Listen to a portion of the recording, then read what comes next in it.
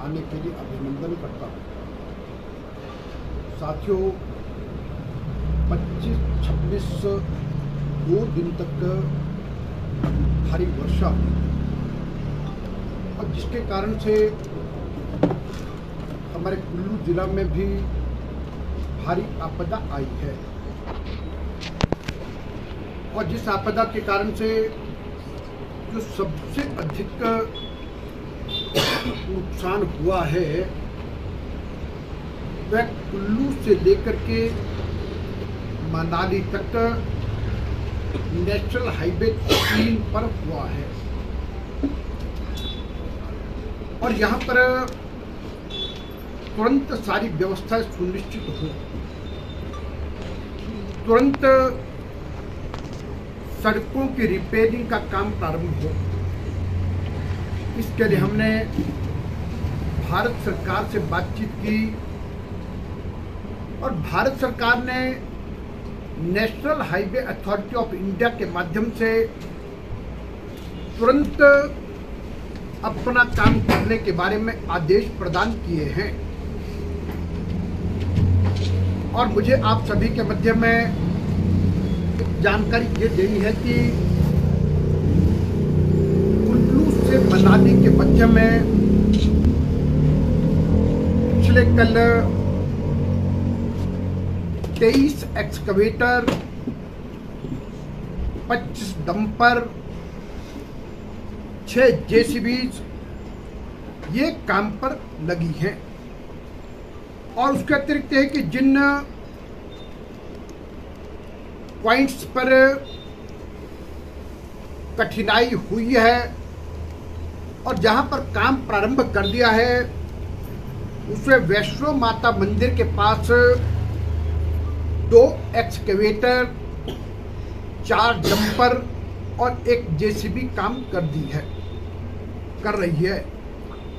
रायसन जहां पर काफी नुकसान हुआ है वहां पर 3 एक्सकवेटर, 1 जेसीबी, 9 डंपर और 1 ग्रोडर काम कर रहा है।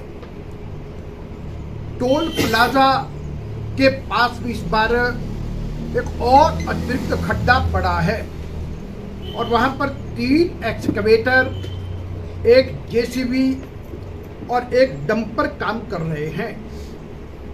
पत्रीकुल में 1 एक्सकवेटर, 4 डंपर और 1 जेसीबी काम कर रही है।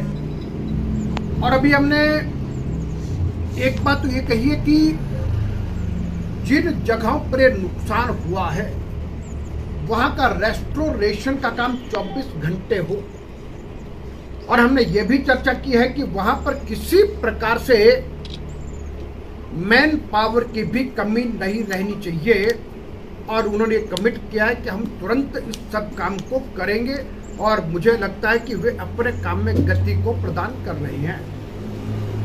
और दूसरा जो मुझे कहना है उसके अतिरिक्त जो नेशनल हाईवे के साथ लगते अनेकों पुल हैं जिनका नुकसान हुआ है उन सब जगह पर भी हमने 2023 की भांति भारत सरकार से चर्चा की थी कि वहां पर भी अतिरिक्त धन दिया जाए और उसमें अभी NHAI इस बात को स्वीकार किया है और उसमें बाहणु पुल जहां पर अप्रोच टूट गई है और बाहणु पुल को ठीक करने के लिए और पिछले वर्ष में सड़क बनाने के लिए पैसा दिया था उसके लिए NHAI ने वो प्रस्ताव स्वीकार किया है।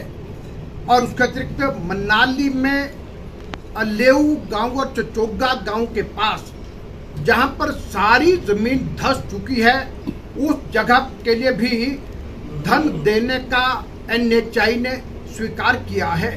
और उसके अतिरिक्त 17 मील का पुल और वहां पर भी ठीक करने के लिए हामी भरी है।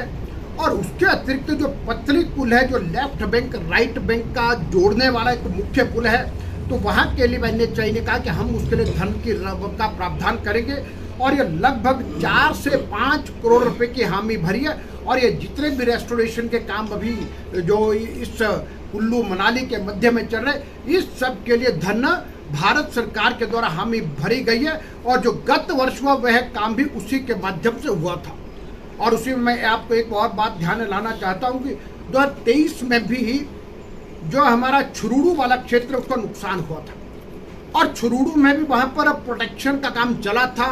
और मैंने देखा है कि वहाँ पर लोक निर्माण विभाग ने एक अच्छा डिजाइन किया है और वहाँ पर करोड़ों रुपया खर्च हुआ, वह भी लैंड स्लाइड मिटिगेशन फंड, जिसमें भारत सरकार 90% और 10% प्रदेश सरकार का शेयर लगता है, उसके अंतर्गत पैसा आया था। लेकिन उसके आगे अब एक नए पॉइंट पर जहाँ पर लैंड स्लाइड हुआ, वहाँ सड़क बंद है। लेकिन मैं तो एक बात जो कहना चाहूँगा, इस आपदा के समय कुछ लोग अवसर की तलाश करते हैं कि हम कमाई कैसे करें, और मैं कहूँगा कि भारत सरकार के भ्रष्टाचार की बुआती है, अपने चहेते ठेकेदारों को, कांग्रेस के लोगों को ठेके देने का काम किया, और जिसमें क्वालिटी पर ध्यान नहीं दिया गया है। और दूसरा जो सबसे बड़ा घोटाला अगर आपदा में अवसर तलाश करने का किया है, आज हम जहां भी जा रहे हैं, जिस भी गांव में जा रहे हैं, चाहे हम आलूगोड़ में गए, बात कह रहे हैं कि इस बार जो आपदा आई है, इसमें कहीं ना कहीं बड़ा कारण ये रहा है कि जो ड्रेजिंग के नाम पर लूटपाट हुई है। कहा यह गया कि हम नदी की ड्रेजिंग करेंगे, नदी के बीच से हम मटेरियल उठाएंगे, लेकिन अपने चहेतों को काम दिए गए, और जिसके कारण से अब वैज्ञानिक तौर पर खनन हुआ, और जिसके कारण से आपने देखा कि अभी तक किसी के पास इस बात की जानकारी नहीं है कि पलचान से आउट तक अगर ये पत्थर और रेत निकाला गया तो ये किसको बेचा गया और ये किन लोगों के नाम पर थे, और जितने लोगों के नाम पर थे उनमें अतिरिक्त कांग्रेस पार्टी से जुड़े ठेकेदार या उनके पदाधिकारी शामिल थे। लेकिन कोई हिसाब पूछने वाला नहीं, और लोग शिकायत करते थे लेकिन कोई कार्रवाई करने वाला नहीं, और यह शिकायत लगभग सब जगह से आ रही। अभी जो 26 तारीख तक जो आपदा आई है, उसके बाद जगह जगह गांव के लोग इकट्ठा होकर के कह रहे हैं कि अब हम ऐसा रेत पत्थर नहीं उठाने देंगे ताकि उसका ठीक जगह उपयोग हो। और कई जगह पर तो लोगों ने नाम ये लिया कि हमने सड़कों के काम के लिए दिया, लेकिन अरे सड़कों के काम में जितना नहीं लगा उससे अधिक करोड़ों रुपए का मटेरियल कहाँ हुआ। और यह एक बहुत बड़ी जांच का विषय है कि इसमें भ्रष्टाचार हुआ है। और मैं ये कहूँगा अब सरकार को मैं इस बात के लिए चेताता हूँ, अब फिर ऐसी गलती ना करे, आपदा अफसर की तलाश ना करे। और दूसरा साथियों, मुझे एक महत्वपूर्ण विषय जो आपके मध्य में चर्चा में लाना है वह यह है कि आगामी आने वाले समय के लिए हमको इसके स्थायी समाधान की दिशा में विचार करना पड़ेगा।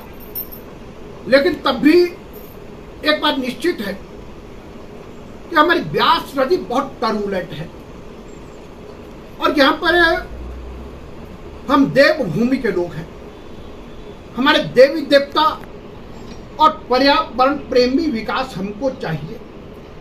लेकिन हम मनुष्य हैं, बचाव करना, प्रयास करना यह हम सबका कर्तव्य है, इसे हम कर्म भी करेंगे। और उसमें यह कि पलचान से लेकर औट तक व्यास नदी का तटीयकरण हो, और इस विषय को लेकर के हम भारत सरकार से बातचीत करेंगे। लेकिन वह तटीयकरण भी किस प्रकार का हो, उस पर भी बहुत अच्छी रिसर्च के बाद ही होना चाहिए, और कैसे हो सकता है। और फिर अगर जब तटीयकरण होगा तो वह तटीयकरण दोनों दिशाओं में होना चाहिए, राइट बैंक की ओर से भी और लेफ्ट बैंक की ओर से भी, तब हम इससे कुछ बचाव की दिशा में सोच सकते हैं। लेकिन तब भी मैं ये कहता हूं कुछ जगह पर मैंने देखा बहुत बड़ी बड़ी आरसीसी की वॉल्स थी।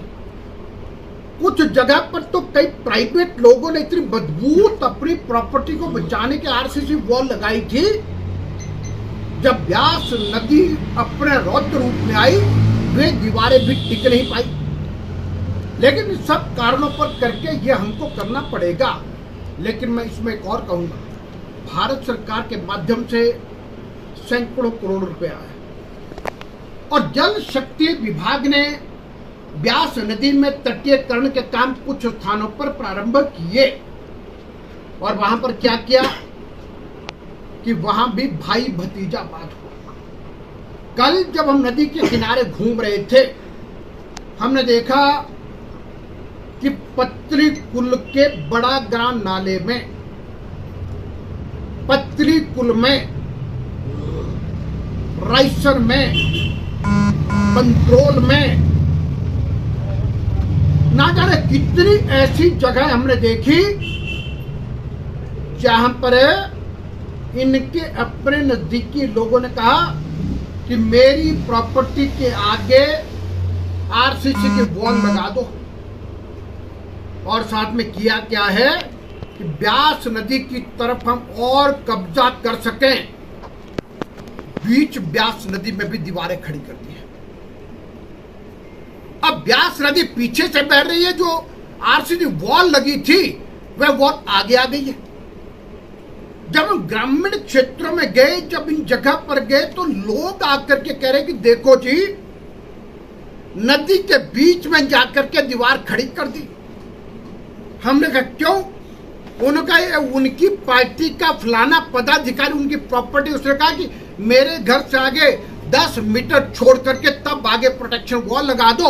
अब नदी पीछे से चल रही है। जो आवश्यक जहां तक नदी का स्थान है वहीं पर लगनी चाहिए थी। इसमें भाई भतीजा अपना करके करोड़ों रुपया बर्बाद करने की दिशा में काम किया है। और मैं इसमें भी कहूंगा कि जल शक्ति विभाग के निकम्मेपन के कारण से गुणवत्ता कितनी गिरी है। इन्होंने क्या किया? जब टेंडर हुआ, अरे लोगों ने जो एस्टिमेटेड कॉस्ट उसे 40% डाउन जाकर के रेट भरे। अब जो 40% डाउन आकर के काम कर रहा है वह अपने पैसे की कमाई के लिए कहीं न कहीं गुणवत्ता से तो समझौता करेगा। अब इन सब बातों का ध्यान रखना चाहिए। आपने लोएस्ट होने पर उसको काम दिया, लेकिन चाहे लोक निर्माण विभाग है, चाहे जल शक्ति विभाग है, उनके अधिकारी कर्मचारियों ने गुणवत्ता को चेक करने का काम नहीं किया है। मैं कुछ जगह पर गया, लोगों ने कहा प्रोटेक्शन हुई है। उनका यार जहां दीवार लगे उसके पीछे फीलिंग होना था। अरे गांव को लोग तो ये भी कहते हैं कुदाली लेकर के जब खोदेंगे तो वहां पर पीछे फीलिंग में आपको गटका नहीं मिलेगा, पत्थर नहीं मिलेगा।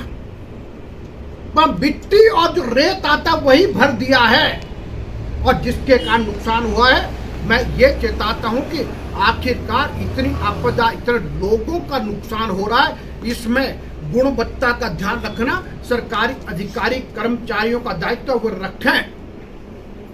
और जो कॉन्ट्रैक्टर्स काम कर उनसे भी मेरी प्रार्थना है कि वे भी इस दिशा में ध्यान रखें कि ऐसा काम न करें जो हमारे जान माल को कभी नुकसान पहुंचा सकते हैं। और साथियों, इसके अतिरिक्त एक विषय मुझे और जो आपके ध्यान में लाना है कि कुल्लू विधानसभा क्षेत्र के विषय में हमारे साथी चर्चा कर रहे हैं। मैंने कहा मनाली के क्षेत्र में तो भारत सरकार के माध्यम से, NHAI के माध्यम से पैसा आज जिसके कारण रेस्टोरेशन के काम चल रहे हैं और वही पैसा दाएं बाएं उपयोग किया जा रहा है। और इसलिए मैंने कहा कांग्रेस पार्टी के लोग ये कहते हैं कि हम आए, हमारे आने पर इतना लगा, लेकिन ये नहीं कहते कि वो पैसा कितना लेकर के आए।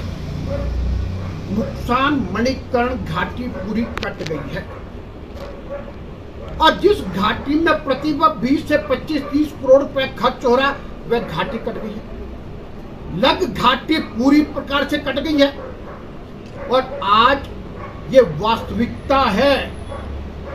आप किसी भी गांव में जाओ, किसी भी क्षेत्र में जाओ, हिमाचल के मुख्यमंत्री सुखविंदर सिंह सुक्खू चुनावी रैली में आपदा के दौरान जाकर के बिहार चले गए।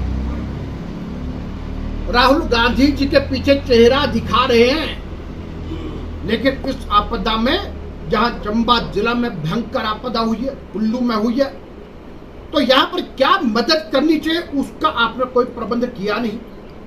और हर तरफ लोग क्या कर रहे हैं, आपस में पैसा इकट्ठा कर रहे हैं।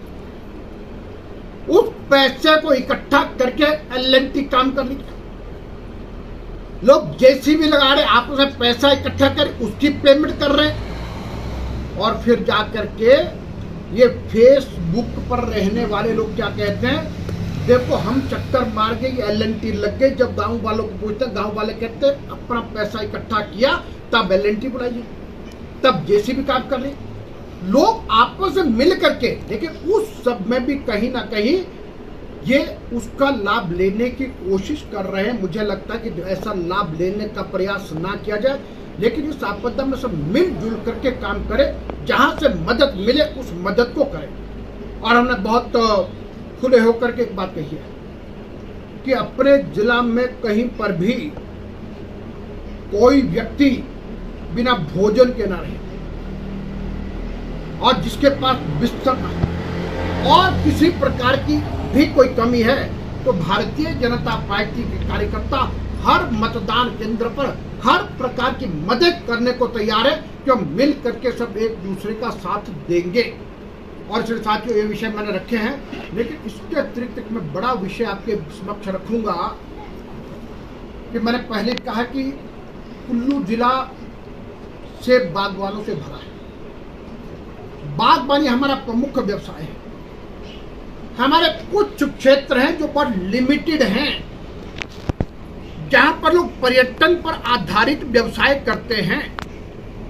ये माने 8-10 ग्राम पंचायत मनाली की हो सकती है, कुछ मणिकर्ण कसोल का क्षेत्र हो सकता है, लेकिन बाकी अधिकतर हिस्से में लोगों के पास सब्जी और फलों पर आधारित काम है। और अब इसमें यह कि सड़कों का नुकसान हुआ है, और अब यह है कि किसी भी तरह से भारत सरकार के माध्यम से NHAI और प्रदेश सरकार के माध्यम से डिस्ट्रिक्ट एडमिनिस्ट्रेशन मंडी और डिस्ट्रिक्ट एडमिनिस्ट्रेशन कुल्लू को बहुत सचेत होकर के काम करने की आवश्यकता है। फल उत्पादकों का यह कहना है कि 24 तारीख से लगभग 300 से 400 ट्रक ऐसे हैं जो हमारे बजौरा से लेकर के मंडी के बीच में हैं। अब उन सबको तुरंत निकालने का प्रावधान करें, और उसके साथ जो हमारे लिंक रोड जगह जगह टूटे हैं, और पिछले कल हलान सेकंड की बात आई, मुझे एक पत्रकार साथी का फोन, उन्होंने कहा मैं गया था, उन्होंने कहा हमारा हाल पूछे कोई नहीं आया, अब हम खुद पैसा इकट्ठा कर रहे हैं, अब हम सड़क को ठीक करेंगे तब सब्जी मंडी तक पैसा पहुंचाएंगे। और इसीलिए सेब उत्पादन कैसे हम जल्द से जल्द, और उसके लिए भारत सरकार भी, प्रदेश सरकार भी, चाहे कोई भी तरीका क्यों ना करना पड़े, लेकिन हमारे सेब को ठीक प्रकार से मंडी तक पहुंचाने की व्यवस्था करे। सेबों के ट्रक,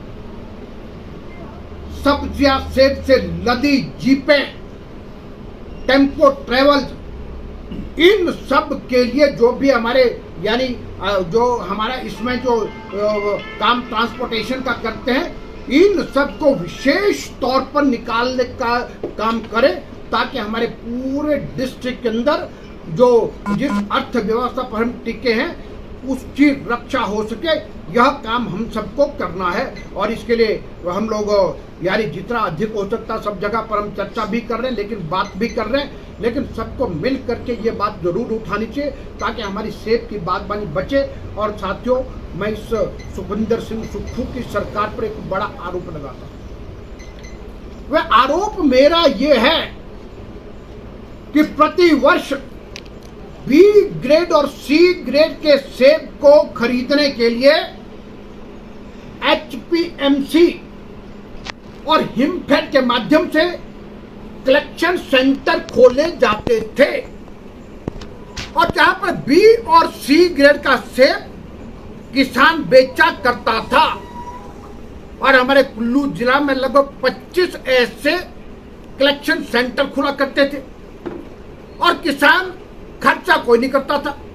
ना क्रेट का खर्चा होगा, ना घास का खर्चा होगा, ना गत्ते का खर्चा होगा, ना ट्रांसपोर्टेशन का खर्चा होगा।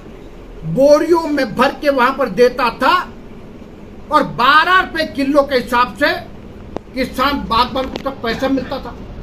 इस बार वे कलेक्शन सेंटर सरकार ने खोले हुए और जिसके कारण से क्या ओला पड़ा, क्या ज्यादा बारिश के कारण फसल खराब हुई, वह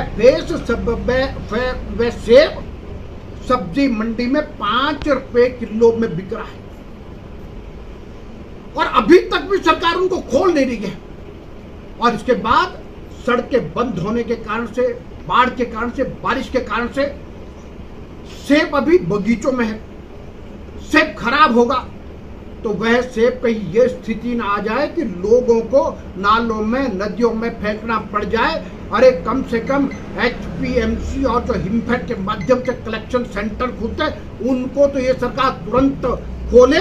अगर किसी कारण से रहता कम से कम किसान बागवान को का खर्चा कुछ तो बचे तो वह काम भी करना चाहिए। मुझे केवल मात्र यही विषय आपके ध्यान में लाने थे। लेकिन इस आपदा के समय में जिस प्रकार से असंवेदनशील ये सरकार है, आप पूरे कुल्लू डिस्ट्रिक्ट में जितनी जगह पर नुकसान हुआ है, आज वाहनों में गया, 6 घरों का नुकसान हुआ, प्रॉपर्टी चली गई। कल मैं डिटेल ध्यान में गया, लगभग 8-9 लोगों के घरों में इतना रेत भर गया, 15 मील में भर गया। ऐसा ना जाने कितनी जगह पर लोगों का नुकसान हुआ है। मनाली गांव में लगभग 15-20 लोगों का नुकसान हुआ। और जब भी आपको याद है, जब भी कोई आपदा आती है, सबसे पहला काम एडमिनिस्ट्रेशन एक ये करता है कि जा करके तुरंत कुछ फौरी राहत दे, चाहे वो 5,000 है, 10,000 है, 15,000 है, 20,000 है, ताकि वह व्यक्ति तुरंत कुछ ना कुछ अपनी व्यवस्था कर सके। लेकिन अभी तक भी आज 29 तारीख है, अभी तक पूरे जिला में किसी एक भी जगह पर किसी को फौरी राहत प्रदान नहीं की गई है। और उसके साथ साथ अनेकों इस प्रकार के गांव हैं जहाँ पूरे गांव को खतरा, कोई बागदर गांव है, दली गांव है, बनाली का समाहन गांव, ऐसे अनेक गांव और बंजार घाटी में अनेक गांव हैं। तो इसलिए ऐसे सारे समय सब मिल करके प्रयास करें और जो भी कर सकते हैं वो करेंगे। लेकिन मैं प्रदेश सरकार और भारत सरकार दोनों से निवेदन करता हूँ जितनी मदद हमारी हो सकती है वो हो। और पिछले कल हिमाचल प्रदेश की विधानसभा में दोनों दलों ने एक प्रस्ताव पारित किया है कि इस आपदा को राष्ट्रीय आपदा घोषित किया जाए। उसका मैं स्वागत करता हूँ। धन्यवाद। फिर आपसे मिलते रहेंगे दोबारा।